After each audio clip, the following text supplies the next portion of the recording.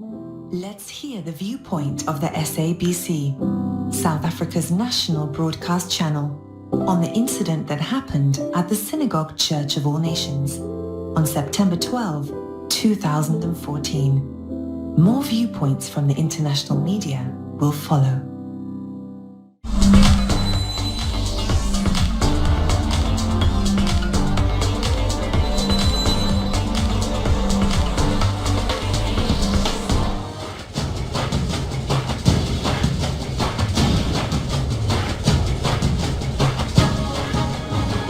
Newsroom. Hello and welcome from Johannesburg here in South Africa. My name is Evan Jansen. This show is always live and broadcast from our studios. Now today we look at a report in a Nigerian science journal that blames the church collapse on a sonic weapon. Today we ask you, what do you think caused the building collapse in Nigeria? At SABC Newsroom, that's where you interact with us.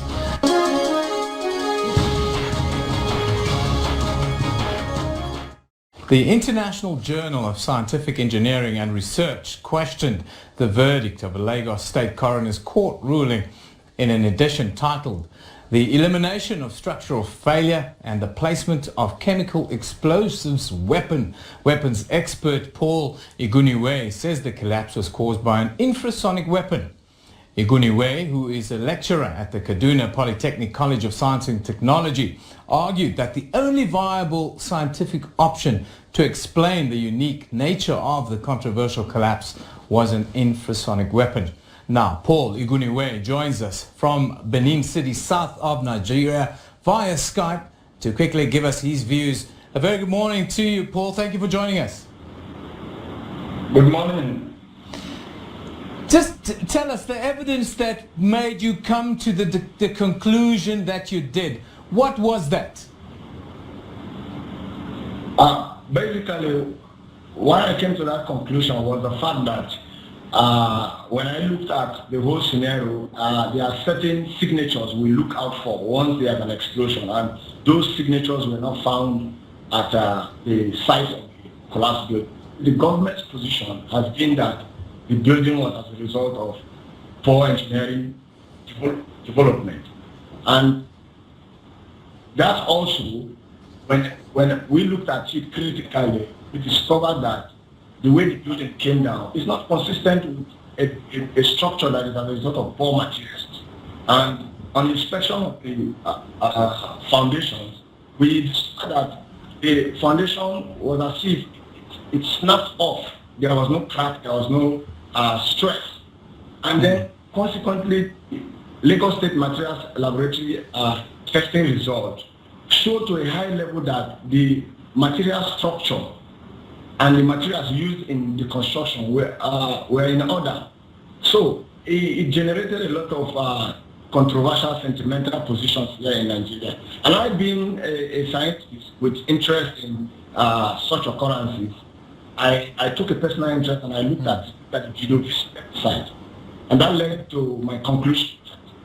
Wait a minute, there was this uncertified flying aircraft that flew over the building severally and then flew for the last time. After 30 minutes, the building came down. And after extensive research, I came to that conclusion. Possibly, and I believe that that's what happened, that plane was carrying an infrasonic weapon of an infrasonic generator and fired repeatedly over the building. And once the building at the atomic level absorbs such energy, resonance takes place, which at a very high energy can cause such a uniform crumbling collapse. It's very important that we understand how the building came down. That's what led to the strong evidence I gave at the coroner's court. And I decided to go further by testing my principles in an international journal, away from Africa, outside Africa. And to my delight, it was accepted and it was published.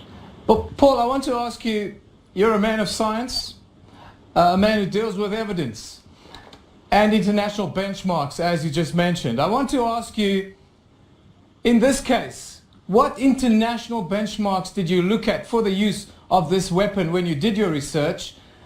I'm asking specifically, do you have any video or photographic evidence of an infrasonic weapon being used anywhere else in the world in your research to prove that this could be possible?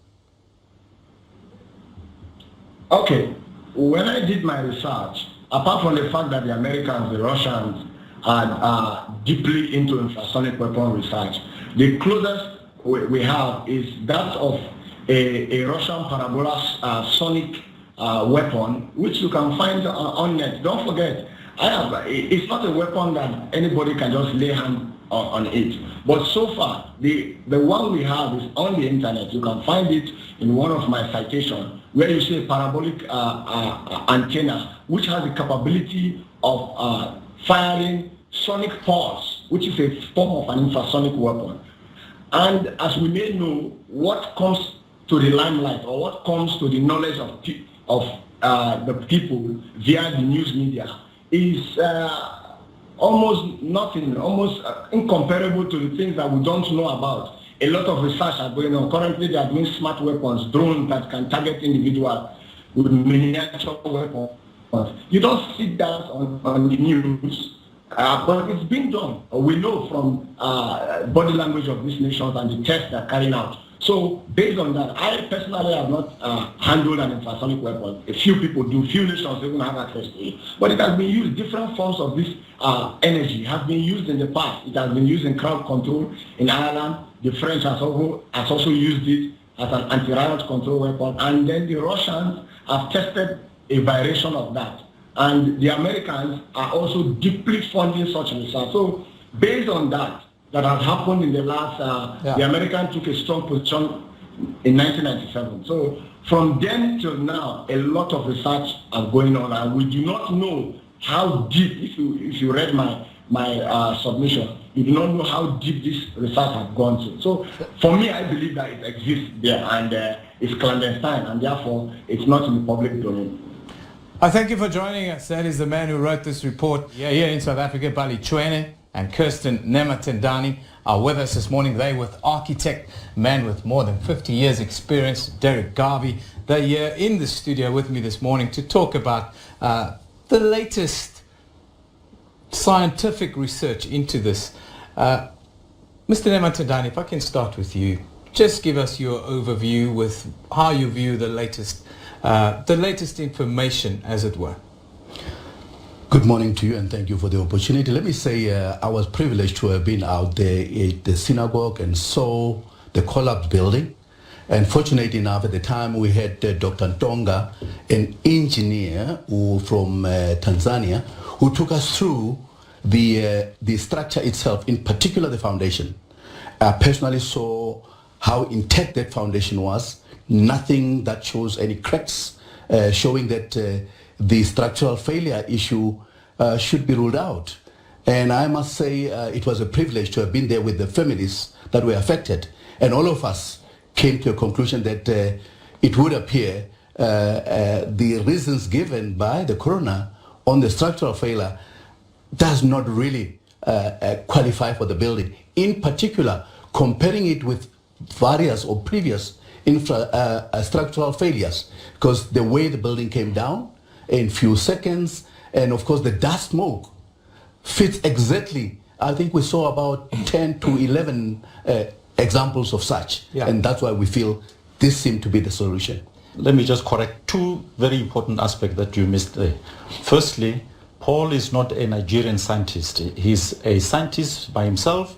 The article that he published is in the International Engineering, Science and Technology. That's the first thing. Secondly, what he's saying is that not the Americans or the Russians caused the building to collapse. That technology has been used by these particular two countries. Mr. Garvey, you've got more than 50 years experience. Just tell us, how do you view, firstly, the collapse itself, and then what is followed after? Thank you very much. There's no question in my mind that it was a controlled demolition. You know, there are different ways to take down a building of that side. 51 years ago in Durban, they used to do it with a hammer and then sell all the things they extracted from the building. This was an implosion that was controlled, as was done with me in Durban 50 years ago. So there's no doubt about that. When the building falls in on itself in a cloud of dust, It cannot be anything else. It was an imploded, controlled demolition. There's absolutely no doubt about that.